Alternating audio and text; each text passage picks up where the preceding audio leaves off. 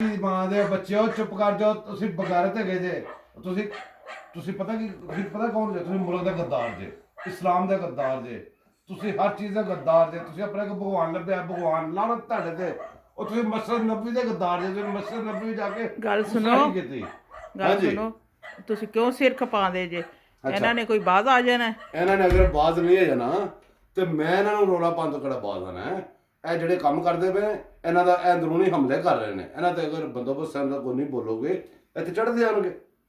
ਤੁਸੀਂ ਅੰਦਾਜ਼ਾ ਕਰੋ ਇਹਨਾਂ ਦਾ ਬੰਦਾ ਕਿੱਡਾ, ਤੁਸੀਂ ਕਹਿੰਦੇ ਬੇਈਮਾਨ ਹੈਗਾ, ਉਹ ਕਿੱਡਾ ਇਮਾਨਦਾਰ ਹੈ। ਉਸ ਬੰਦੇ ਨੇ ਜਿੰਨੀਆਂ ਸਪਾਰੀਆਂ ਫੜੀਆਂ ਸੀ ਜਿਹੜੀਆਂ ਕਿ ਉਹ ਫੋਰਨ ਫੰਡਿੰਗ ਦੇ ਸਾਬਤ ਹੈਗੀਆਂ ਨੇ।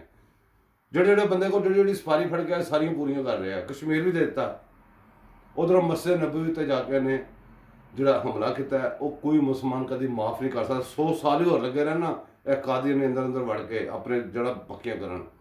ਇਸ ਗੱਲ ਤੇ ਜਦੋਂ ਆਉਣਗੇ ਇਹਨਾਂ ਨੂੰ ਲਿੱਤਰ ਪੈਣਗੇ, ਹਮੇਸ਼ਾ ਪੈਂਦੇ ਰਹਿਣਗੇ ਇਨਸ਼ਾ ਅੱਲਾਹ ਤਾਲਾ।